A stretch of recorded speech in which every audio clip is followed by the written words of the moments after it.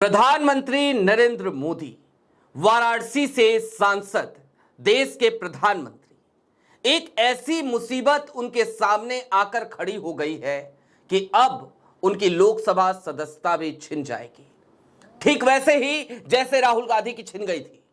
और इसके साथ ही साथ वो प्रधानमंत्री पद पर भी नहीं बने रह पाएंगे। ज्ञानेश कुमार और उनका आयोग बचाने की पुरजोर कोशिश जरूर कर रहा है, राजीव कुमार के समय से कर रहा है, लेकिन ऐसा लगता है कि अब जो सबूत हाथ लग गए हैं, जो सबूत सामने आ गए हैं, जो चुनाव आयोग ने खुद लिखकर दे दिया है, उसने प्रधानमंत्री नरेंद्र मोदी की सियासत पर विराम लगाने का ऐलान कर दिया है। क्या हुआ है ऐसा, और आखिरकार आज की तारीख में प्रधानमंत्री नरेंद्र मोदी कैसे चुनाव आयोग के एक स्पष्टीकरण के कारण फंस गए हैं बहुत बुरी तरीके से। यदि मामला न्यायपालिका में पहुंचेगा, जिसका ऐलान हो गया, तो फिर कोर्ट को कैसे उस दस्तावेज को देखते हुए अपना फैसला सुनाना पड़ेगा, और वो फैसला इसके अलावा कुछ नहीं हो सकता कि प्रधानमंत्री नरेंद्र मोदी की लोकसभा सदस्यता रद्द की जाती है। प्रधानमंत्री पद पे भी वो नहीं बने रह पाएंगे। नमस्कार, मैं स्वप्निल और आप मुद्दा देख रहे हैं। दोस्तों, जो आपने सुना बिल्कुल सही सुना।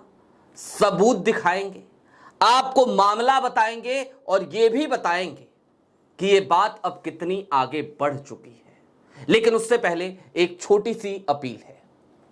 ये चैनल पुराना वाला मुद्दा चैनल नहीं है। 2.5 साल की मेहनत करने के बाद हमने एक अच्छा सब्सक्राइबर बेस बना लिया था, लेकिन वो चैनल आज से 2 महीने पहले हमसे छीन लिया गया। उसके बाद हमने फिलहाल जाकर नई शुरुआत करी। आप लोग बहुत तेजी से जुड़ रहे हैं, आपका बहुत शुक्रिया। इसके साथ ही साथ हमारे मेन बैंक अकाउंट्स महीनों से फ्रीज चल रहे हैं। ऐसे में मुद्दा के सामने जो समस्याएं हैं, उनको देखते हुए हमें आपसे अपील करनी पड़ रही है। और अपील ये कि हम ना तो डरे हैं, ना रुके हैं, ना झुके हैं। लगातार सत्ता से सवालों का सिलसिला यहां जारी है, लेकिन मुद्दा एक संस्थान है। संस्थान को चलाने के लिए संसाधनों की जरूरत होती है। यदि आप सक्षम हो तो आप छोटी छोटी आर्थिक मदद जरूर कीजिएगा। इसके लिए आप स्क्रीन पर दिख रहे क्यूआर कोड या फिर के नीचे दिख रहे यूपीआई नंबर का इस्तेमाल कर सकते हैं। अब आगे बढ़ते हैं, खबर की तरफ चलते हैं और सबसे पहले आपको आपकी स्क्रीन पर एक खबर दिखा देते हैं। आपकी स्क्रीन पर जो खबर है वो आपको क्या बताती है?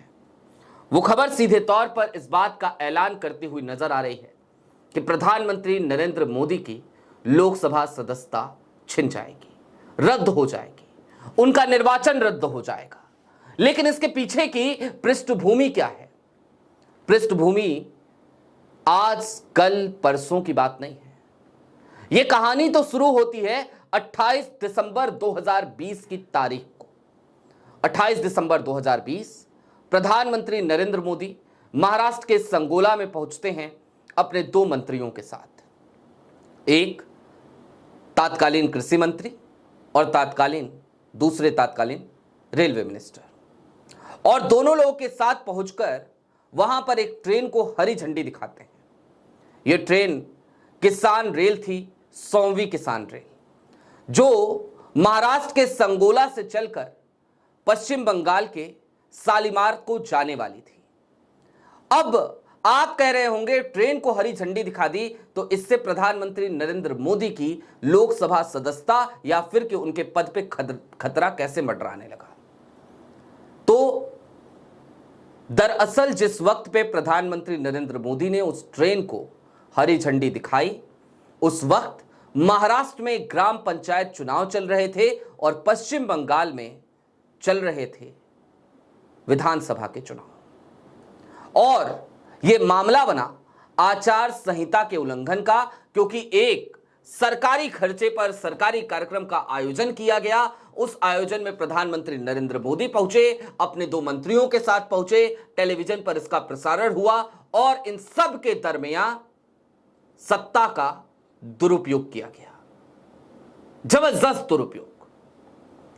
एक स्थानीय कार्यकर्ता नाम प्रफुल्ल कदम, उन्होंने इसकी शिकायत चुनाव आयोग से करी, राज्य निर्वाचन आयोग से करी महाराष्ट्र के। और अब आपको यह समझना ज्यादा जरूरी है कि आखिरकार ज्ञानेश कुमार के आयोग ने भी प्रधानमंत्री नरेंद्र मोदी को कैसे फंसा दिया। जब शिकायत पहुंची 28 दिसंबर 2020 की इस घटना के बाद, तो जरा सोचिए कि 2020 28 दिसंबर, जाहिर सी बात है 3 दिन बचे थे 20 में, लेकिन 21 बीत गया, 22 बीत गई, 23, 24, 25 में हम आ गए। और अब एक नई खबर आई सामने, और वो खबर ये कि चुनाव आयोग ने उस याचिका का निस्तारण कर दिया और निरस्त भी कर दिया। और निस्तारण करते हुए क्या किया? निस्तारण करते हुए जनाब एक तरफ तो यह किया कि प्रधानमंत्री नरेंद्र मोदी के ऊपर कोई कार्रवाई नहीं की गई। जाहिर सी बात है, हम ज्ञानेश कुमार के आयोग से ये उम्मीद कर भी नहीं सकते कि वो कार्रवाई करेगा। लेकिन लेकिन लेकिन लेकिन यहां पर ज्ञानेश कुमार के आयोग ने एक बड़ी गलती कर दी। गलती ये कि चुनाव आयोग ने इस बात को स्वीकार कर लिया है कि हां, ये सत्य है कि आचार संहिता का उल्लंघन हुआ है। और ये स्वीकार करते हुए उन्होंने सबूत भी दे दिया, क्योंकि उन्होंने रेलवे प्रशासन को सीधे तौर पर हिदायत दी कि इस मामले में आचार संहिता का उल्लंघन हुआ था और आगे से इस बात का ध्यान रखिएगा कि इस तरीके का कोई उल्लंघन ना हो। अब ज्ञानेश कुमार का आयोग चला तो था मोदी जी की मदद करने, लेकिन रेलवे प्रशासन को जब ये लिखा और प्रफुल्ल कदम को जब ये कागज थमा दिया कि देखिए हमने आपकी याचिका को देखा सुना, मामला बड़ा गंभीर था, लिहाजा बहुत समय लग गया, 4 साल 5 साल बीत गए, लेकिन अब हमने ये माना है, ये फैसला ले लिया है और हमने रेलवे विभाग को समझा दिया है कि आगे से ऐसा उल्लंघन नहीं होगा आचार संहिता का, आगे से नहीं होगा। लेकिन हो तो चुका है, और जो हो चुका है उसे तो नहीं बदला जा सकता, और ज्ञानेश कुमार के आयोग ने खुद ये बात लिख दी है। अब प्रफुल्ल कदम को साथ मिला कांग्रेस के दिग्गज नेता, राज्य मंत्री रहे यूपीए की सरकार में पृथ्वीराज चौहान का, और पृथ्वीराज चौहान ने एक प्रेस कॉन्फ्रेंस करी। उस प्रेस कॉन्फ्रेंस में तमाम दस्तावेज रखे और एक ऐलान कर दिया। ऐलान ये कि हम इस मामले को इतने हल्के में छोड़ने वाले नहीं हैं। आयोग ने छोड़ दिया, कोई बात नहीं, हम नहीं छोड़ेंगे, और हम अब हाई कोर्ट जा रहे हैं, हाई कोर्ट का दरवाजा खटखटाएंगे। और जब हाई कोर्ट में दस्तावेज रखे जाएंगे, या हाई कोर्ट में अगर काम नहीं बनता, सुप्रीम कोर्ट तक कांग्रेस ये मामला लेके चली जाती है, सुप्रीम कोर्ट में जब ये दस्तावेज रखे जाएंगे तो क्या होगा, जरा उसको समझिए। और उसको समझने के लिए पुराना उदाहरण याद कीजिए। राजनारायण पांडे बनाम देश की तत्कालीन प्रधानमंत्री यानी कि इंदिरा गांधी, एक मामला इलाहाबाद हाई कोर्ट में जगमोहन लाल सिन्हा की बेंच में, और मामला क्या, आचार संहिता का उल्लंघन हुआ। कैसे हुआ? सरकारी मशीनरी का दुरुपयोग हुआ। एक अधिकारी रहे यशपाल कपूर, उन्होंने इस्तीफा तो दे दिया था वीआरएस लेने के लिए, लेकिन उनका इस्तीफा स्वीकार नहीं हुआ था और वो इंदिरा गांधी के निजी सचिव के तौर पर काम करने लगे थे, उनकी कैंपेनिंग का काम धाम देख रहे थे रायबरेली में। एक तो ये आरोप। दूसरा, इंदिरा गांधी जब रायबरेली से चुनाव लड़ने पहुंची, उस समय तक तो पहुंची भी नहीं थी, तो एक बार रैलियों में क्या किया गया कि इंदिरा गांधी के मंच के लिए बिजली की व्यवस्था सरकारी मीटर से कर दी गई, सरकारी जीप का इस्तेमाल कर दिया गया। यही वो आरोप थे जो राजनारायण पांडे ने जगमोहन लाल सिन्हा की अदालत में इंदिरा गांधी पर लगाए थे, और जगमोहन लाल सिन्हा ने फैसला सुना दिया था कि इंदिरा गांधी का निर्वाचन रद्द किया जाता है क्योंकि सरकारी मशीनरीज का दुरुपयोग हुआ और इंदिरा गांधी सदन के भीतर भी नहीं जा पाएंगे, बतौर प्रधानमंत्री भी नहीं। तो जरा सोचिए, उस वक्त पे तो महज इतनी सी बात पे इतना सब कुछ हो गया था। यहां पर तो प्रधानमंत्री मोदी का कार्यक्रम, बड़ा कार्यक्रम, 2 मंत्री मौजूद साथ में, एक बड़ा प्रोटोकॉल और आचार संहिता का उल्लंघन, और उस उल्लंघन की स्वीकृति किसी और ने नहीं बल्कि चुनाव आयोग ने दे दी। यानी कि कुल मिलाकर प्रधानमंत्री नरेंद्र मोदी की एक बड़ी मुसीबत उनके सर पर आ गई है। अब हाईकोर्ट कांग्रेस जा रही है।